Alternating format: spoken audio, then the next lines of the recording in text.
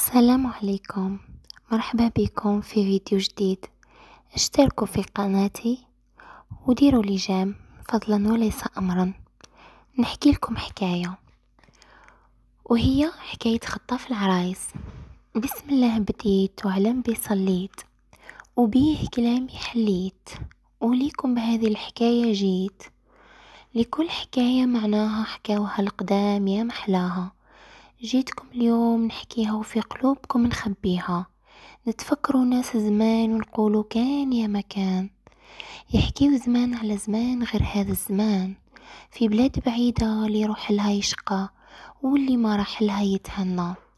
كان عايش فيها وحش يخطف العرايس، العرس اللي يكون يحضر فيه ويتنكر في هيئة إنسان عادي، وكي طاح الليل يخطف العروسة ويرفدها بين ساقيه ويطير بيها لبعيد.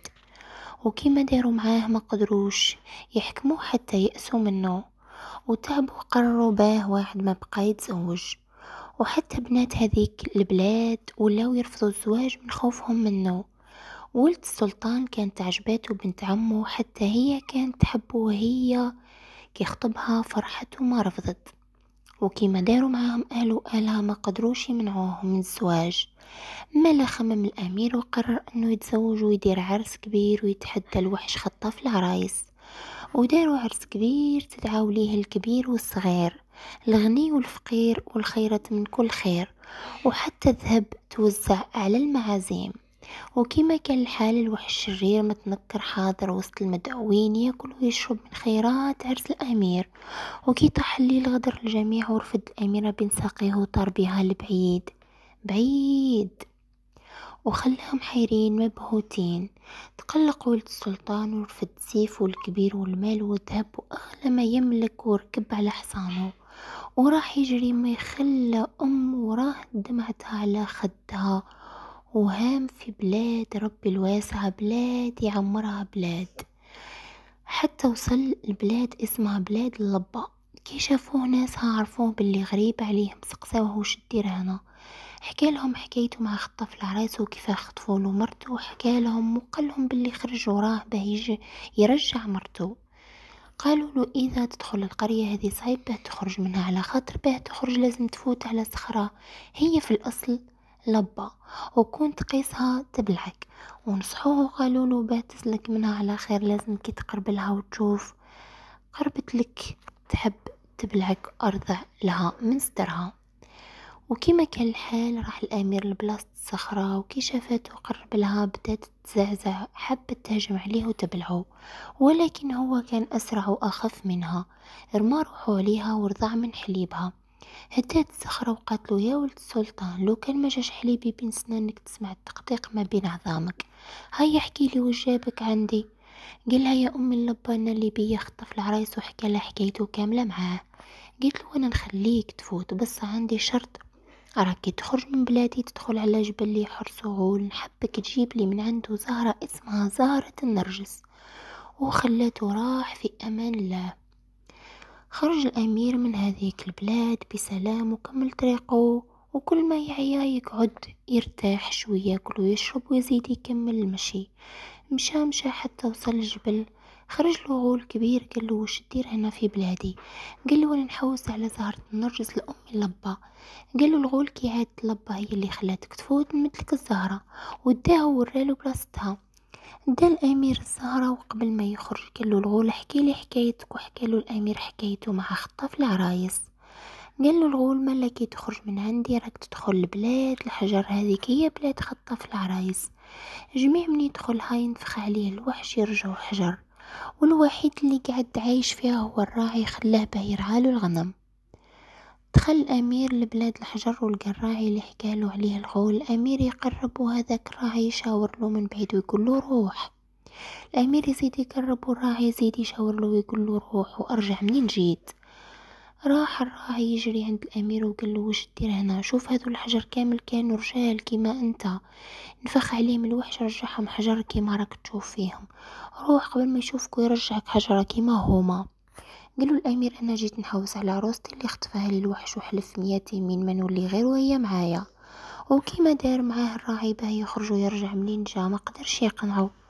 مالا عرض عليه الأمير وقال له واش رايك نمدلك المال اللي عندي كامل وذهب ونزيدلك الحصان ونتبادلو بالحوايج، أنا نولي راعي عند الوحش ونحوس وين مخبي العرايس، ندي الأميرة ونحررهم وانت تدي حريتك تولي غني وتعيش حياتك.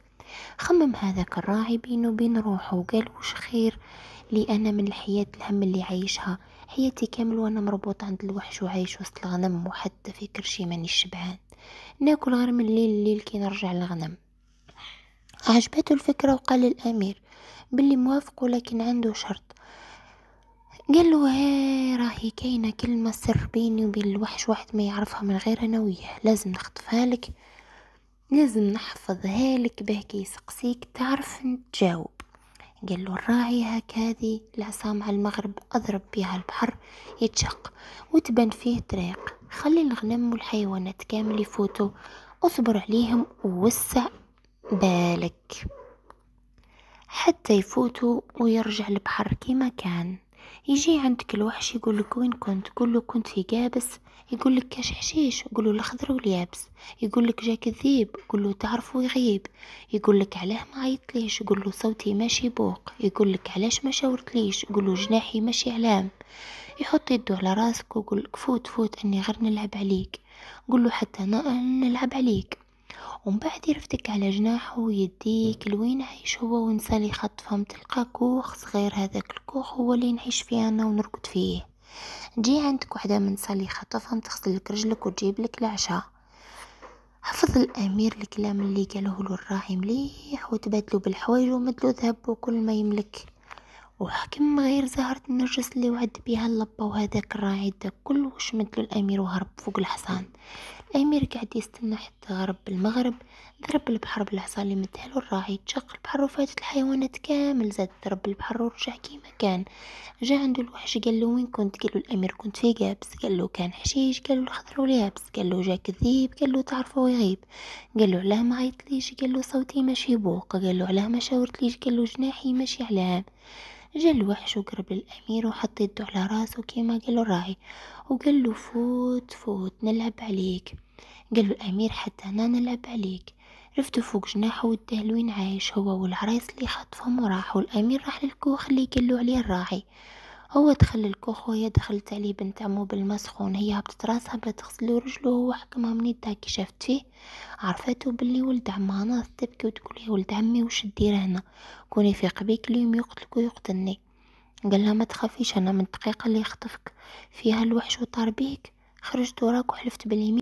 بعد ما سكتت الأميرة وحدات قال لها احكي لي وش صاير هنا، قولي لي وش داير لكم وكيف يعاملكم. قالت له ملي يدخل هو يضرب فيا على خاطري، يقولي روحي مع روحك وانا ما نحبش نقول. قال لها سهل، الليله كي يجي يضربك قولي له انا تعبت، قولي وين جات روحك ونقول لك روحي مع روحك. سمعت الأميرة كلام ولد عمها وراحت، وكي جا عندها الوحش قال لها قولي روحي مع روحك، قلت له قولي وين جات هذه روحك، جبت لها عصا، قال لها العصا هذه نضرب بها البحر يتشق وتبان في وسط طريق، في وسط هذيك الطريق كاين بير قاعد فوقه منه حمامة، هذيك الحمامة هي روحي أنا. سمع الأمير كلام الوحش من ورا الباب، استنى حتى رقد وراح رفد هذيك العصا وراح يجري للبحر، ضرب وتشق، مشى فيه حتى لقى البير في وسطه ولقى هذيك الحمامة حكمها ولولها رقبتها كيمات الحمامة، عيط الوحش عيطة، ناضوا نسكوا يجريو لقوه ميت في بلاصتو. رجع الأمير وفوت الأميرة مع هذوك النسا كامل من البحر ورجع من طريقه، شكر الغول وراح وزاد فات على بلاد اللبة مدلها زهرة النرجس، كي شمتها تفك سحرها وما بقاتش سحرة ورجعت لبة كيما كانت،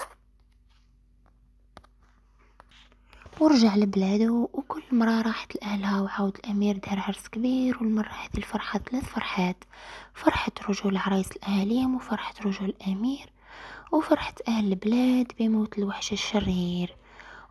وطاحوا تفاحتين، واحدة ليا وواحدة للسامعين. شكرا حبايبي على الاشتراك والمتابعة.